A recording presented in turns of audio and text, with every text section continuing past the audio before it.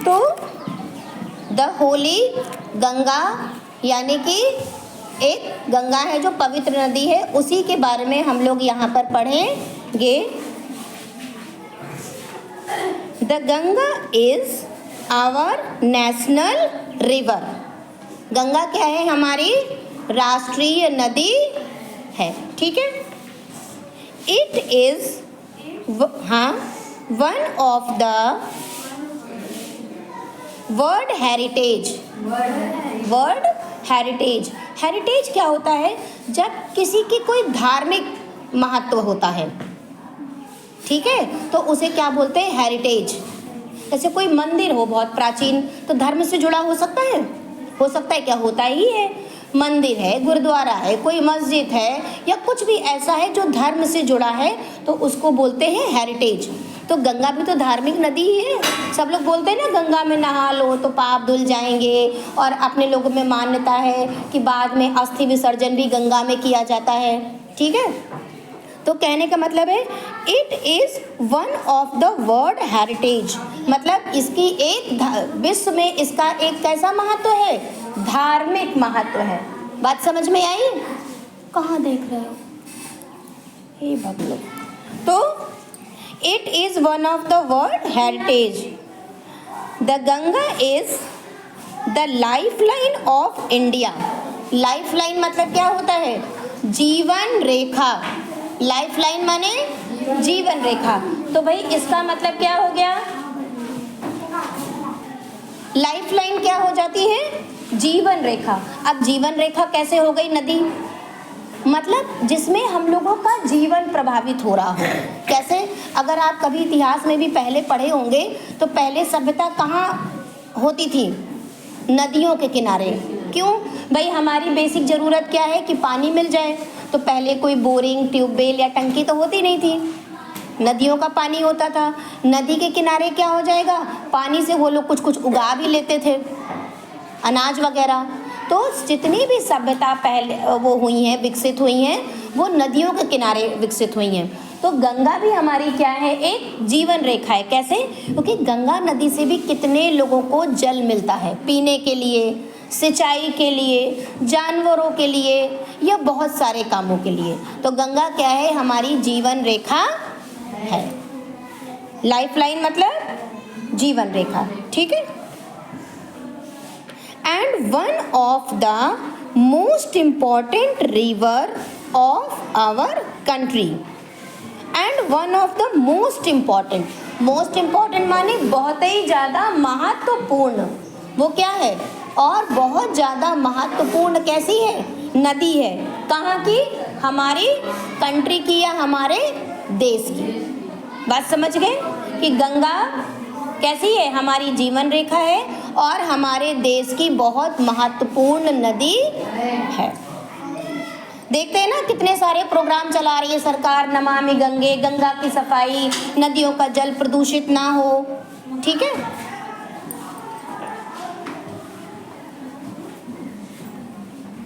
It is considered sacred and worship of goddess Ganga. It is considered as sacred.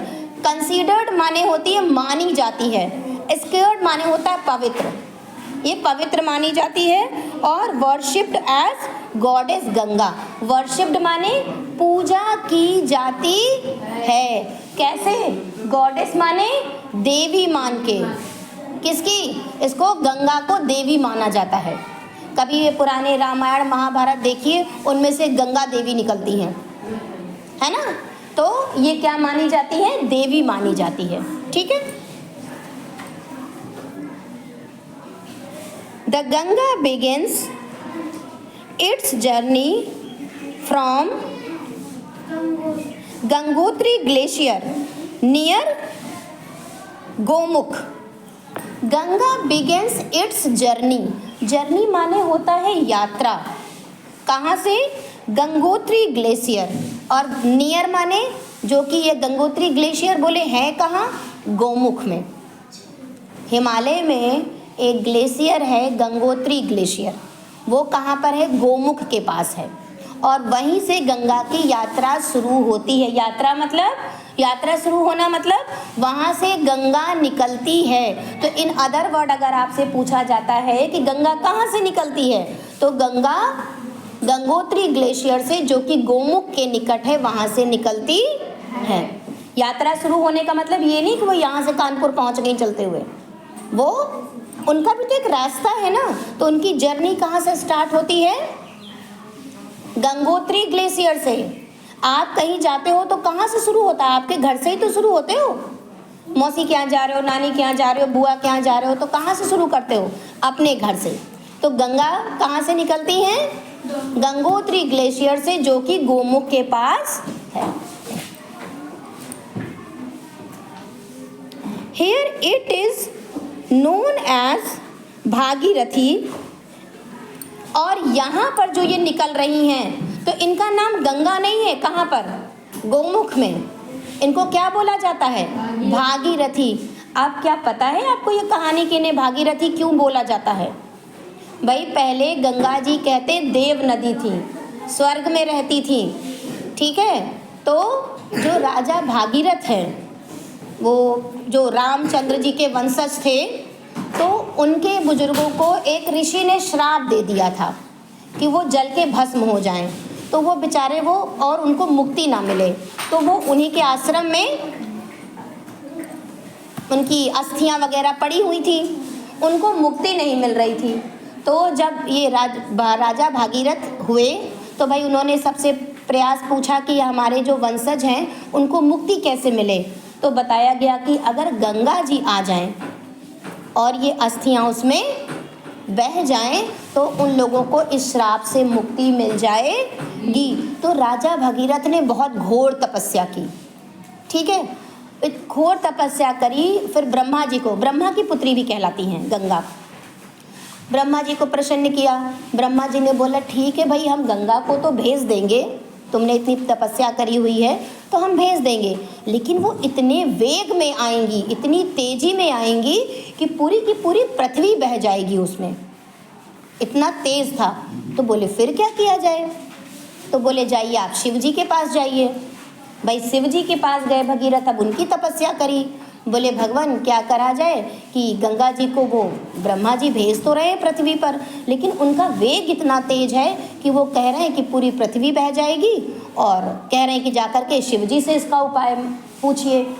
तो शिव जी ने क्या किया, अपनी जटाओं को खोल लिया, और जब गंगा जी स्वर्ग से आई तो उनकी जटाओं में उन्होंने उनको उलझा लिया।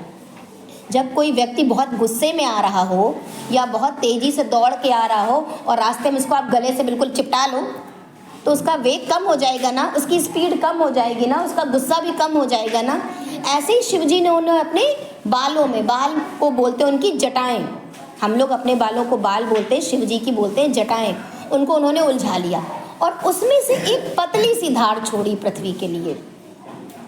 तभी देखते ना उनके शिव जी के ऐसे ही निकल रही होती है एक धार, वो किसकी धार होती है? वो गंगा की ही धार होती है। उनके मस्तक में, जटाओं में चंद्रमा भी लगा होता है ना। तो ये चीज़ है। तो चूंकि उनको मान्यता है हमारे यहाँ कि गंगा जी को स्वर्ग से राजा भागीरथ लेकर के आए थे, इसीलिए उनका एक नाम भागीरथी भी है, ठीक है। गंगा का दूसरा नाम पर्यायवाची क्या है? सिनोनिम। हिंदी में आप बोलते हैं पर्यायवाची और इंग्लिश में क्या बोलते हैं? सिनोनिम। तो क्या है? भागीरथी, ठीक है। बात समझ में आ गई? And the water flow out as a tiny stream. और जब टाइनी मतलब पतली, स्ट्रीम माने धारा। हमने बोला ना कि उन्होंने मान्यता है और हम लोग मानते भी हैं ऐसा कि उन्होंने उनको अपनी जटाओं में उलझा लिया और उसमें से एक पतली सी धारा छोड़ी। तो ये कह रहे हैं कि वहाँ से जो जल बहता है वो एक पतली सी धार के रूप में आता है, तब जाकर के वो इतनी विशाल नदी हो जाती है, ठीक है। स्ट्रीम माने धारा, टाइनी माने पतली सी, ठीक है, सकरी सी। It means river Alaknanda at Devprayag. It meets माने होता है मिलती हैं, किससे? रिवर अलकनंदा, रिवर माने नदी, अलकनंदा से। कहाँ पर? एट देवप्रयाग, एट भी एक प्रीपोजिशन है। क्या है? प्रीपोजिशन। किसी जगह के लिए क्या लगता है? एट। तो और देवप्रयाग क्या है? एक स्थान है। तो जो देवप्रयाग स्थान पे गंगा जी किससे मिलती हैं? अलकनंदा से। और वहां पर उनका नाम गंगा जी नहीं है, क्या है? भागीरथी है। तो कुल मिला के अगर ये प्रश्न भी बन जाता है कि देवप्रयाग में कौन सी दो नदियां मिलती हैं? भागीरथी और अलकनंदा। वहां पर आप गंगा नहीं लिखेंगे क्योंकि वहां पर उनको गंगा के नाम से कोई नहीं जानता। ठीक है? हो सकता है आप किसी ऐसे रिश्तेदार के यहाँ जाएं जहां आपको स्कूल वाले नाम से कोई जानता ही ना हो, और अगर हम जाके बुलाने लगे भाई आर्यन आर्यन आर्यन, पता लगा आर्यन को वहाँ सब बउआ के नाम से जानते हैं, तो क्या आर्यन मिलेंगे? कोई पता बताएगा हमें आर्यन का? नहीं। तो ऐसे ही वहाँ पर ये गंगा नहीं कहलाती हैं। देवप्रयाग में कौन सी दो नदियाँ मिलती हैं? भागीरथी और अलकनंदा। हाँ, ये बात सच है कि भागीरथी का ही एक नाम क्या है? गंगा भी है। ठीक है?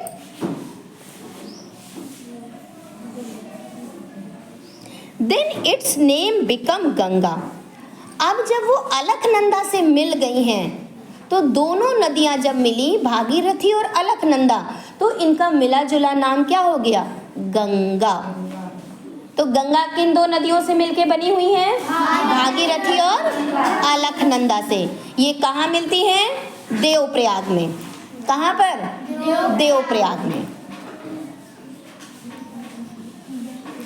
As the Ganga flow down the mountain, more and more little streams join her. As the Ganga flows, जैसे जैसे गंगा फ्लो माने बहती हैं, डाउन स्ट्रीम नीचे की तरफ, माउंटेन पहाड़ों से, जैसे जैसे गंगा ऊपर पहाड़ों से नीचे की तरफ बहती रहती हैं, more and more little stream joins her. पतली पतली बहुत सारी धाराएं उनको ज्वाइन करती रहती हैं, मतलब उनसे मिलती हुई जाती हैं। बहुत सारी पतली धाराएं उसमें से मिल जाती हैं। समझ गए? Thus the Ganga becomes bigger and bigger। और इससे क्या होता है? गंगा बड़ी और बड़ी होती जाती हैं। जब उनमें पतली पतली बहुत सारी नदियों की धाराएं मिलती रहेंगी तो वो बड़ी होती जाएंगी। It flows down the mountain very fast। Mountain माने पहाड़ों से, पर्वतों से जब ये नीचे की तरफ बहती हैं तो बहुत तेजी से बहती हैं। भाई जाहिर सी बात है, आपके घर में बारिश भी होती है, देखो छप्पर का पानी कितनी तेजी से गिरता है। थोड़ी देर नीचे खड़े हो जाओ तो को बिल्कुल सर के अंदर ही घुस जाए। तो ऐसे ही क्यों? इसमें भी आपका विज्ञान लग रहा है। कौन सा विज्ञान? ग्रेविटेशन फोर्स, गुरुत्वाकर्षण बल, कि पृथ्वी हर चीज को अपनी तरफ खींचती है, तो इसीलिए वो बहुत तेजी से पहाड़ों से नीचे की ओर गिरती है। It becomes wider and wider as it reaches the plain। और ये क्या होती जाती हैं? बड़ी और बड़ी होती जाती हैं। कहाँ पर पहुँचने पर? प्लेन या मैदानों पर पहुँचने पर। भाई पहाड़ों से गिर रही हैं और कहाँ जाएंगी? मैदान। फिर आप देखिए, it reaches the plain at Haridwar. जहाँ पर ये प्लेन में, मैदानों में पहुँचती हैं, वो जगह क्या कहलाती है? हरिद्वार। यानी कि जब ये प्लेन मैदानों में उतरती हैं तभी तो हरिद्वार भी तीर्थ स्थान हो गया है, तो वो क्या कहलाता है? हरिद्वार। हरि का द्वार। ये क्या हो गया? समास हो गया। हरि का द्वार। भाई जब गंगा जी उतर रही हैं और हरि मतलब भी भगवान जी होते हैं, तो भगवान के जाने का रास्ता, भगवान तक जाने का रास्ता, द्वार। ठीक है? तो कहाँ पर वो आती है प्लेन्स में? हरिद्वार में। It flow through many village. Flow माने बहती हैं, बहुत सारे गांवों से होते हुए। एंड टाउन ऑफ इंडिया, और शहरों से, कस्बों से, भारत के। On both the side the river Ganga there are green field. Ganga नदी के दोनों तरफ क्या है? हरे हरे मैदान होते हैं। बोला था ना कि गंगा लाइफलाइन है। कैसे लाइफलाइन है? कि इनके आसपास पानी तो रहता ही रहता है, वो जमीन भी उपजाऊ हो जाती है। और दूसरी चीज क्या होती है? ये जो पहाड़ों से ये बहुत सारी उर्वरक चीजें बहा के लाती हैं और नदियों के किनारे इकट्ठा करती हैं। तभी तो कहते हैं नदी के किनारे की खेती बहुत अच्छी होती है। क्यों? पता नहीं कहाँ कहाँ से क्या क्या बहा के लाती हैं और किनारे किनारे वो उसको इकट्ठा करती रहती हैं। इसीलिए इनके दोनों साइड क्या होते हैं? हरे भरे पहाड़ होते, सॉरी हरे हरे मैदान होते हैं भाई, पहाड़ नहीं होते। ठीक है। फिर देखिए, many other river join Ganga in the plains. ऐसा नहीं कि खाली पहाड़ों में ही नदियों ने इनसे मित्रता करी, ना भाई, मैदानों में भी कई नदियां इनकी दोस्त मित्र बन जाती हैं और इनके साथ हो जाती हैं। कौन कौन सी भाई? The Yamuna and the invisible Saraswati. Yamuna नदी भी किससे मिल जाती है? गंगा से। और इनविजिबल सरस्वती, सरस्वती दिखाई नहीं देती तो इसलिए उसको अदृश्य मानते, कहते हैं वो जमीन के नीचे बह रही हैं। संगम में यही तो है, गंगा यमुना और सरस्वती। ठीक है, तो इनविजिबल मतलब अदृश्य। कौन सी नदी अदृश्य है? सरस्वती। Meet Ganga at Prayagraj. प्रयागराज में कौन कौन मिलती हैं? गंगा यमुना और सरस्वती। यानी कि मैदानों में आकर के भी इनसे नदियां दोस्ती करके इनके साथ हो लेती हैं। This meeting place of the three river is called Triveni Sangam.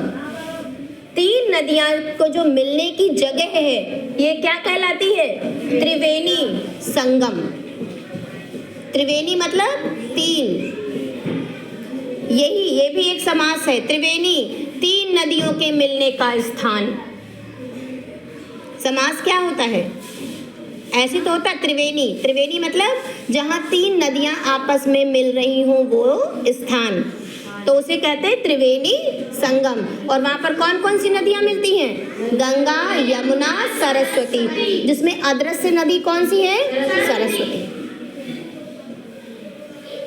It is holy place called Tirthraj Prayag. ये बहुत पवित्र स्थान माना जाता है जिसे तीर्थराज बोलते हैं, मतलब तीर्थों का भी राजा प्रयागराज, यही इलाहाबाद। समझ गए? फिर Kumbh Mela at Prayag has gained international fame. Kumbh Mela at Prayagraj, देखो जगह के पहले आ गया ना एट, जैसे वहां था एट देवप्रयाग, वैसे यहाँ पर क्या हो गया? कुंभ मेला। कहाँ पर? एट प्रयागराज। तो एट क्या है? यहाँ पर एक प्रीपोजिशन है। समझ गए? तो at Prayagraj gained international fame.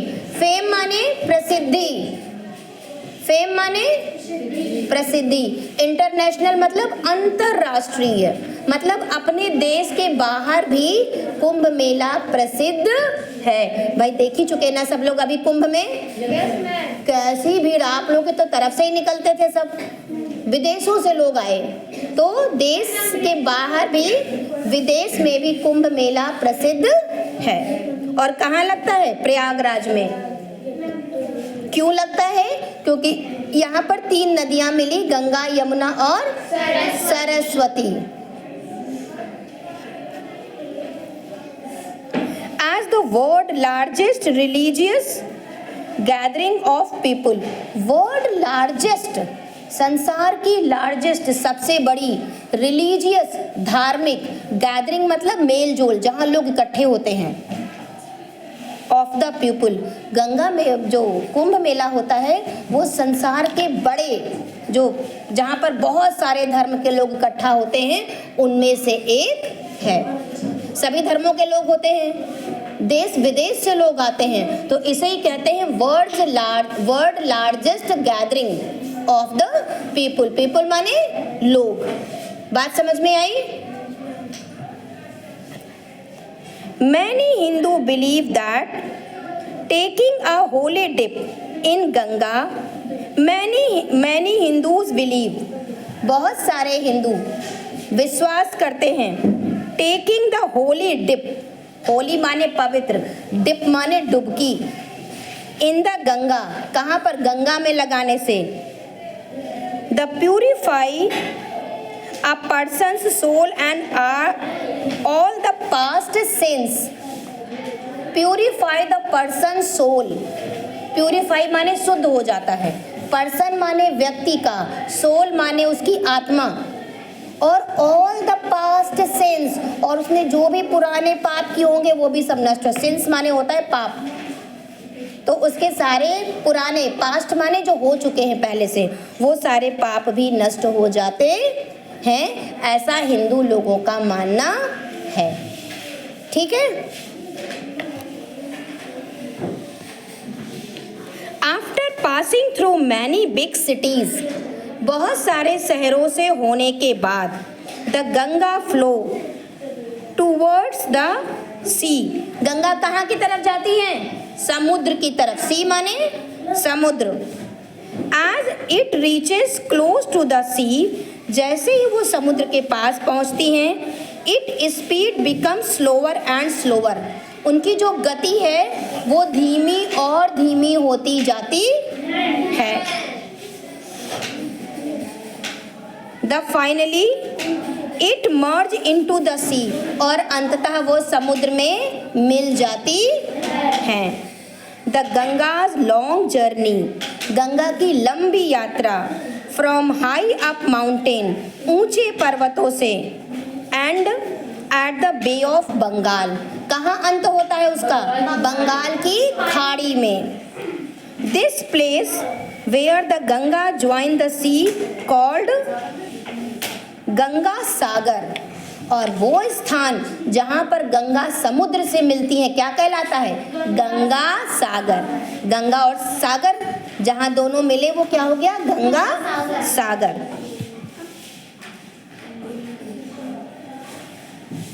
गंगा's purity is our responsibility, Ganga की शुद्धता या गंगा को शुद्ध रखना ये हमारी जिम्मेदारी है।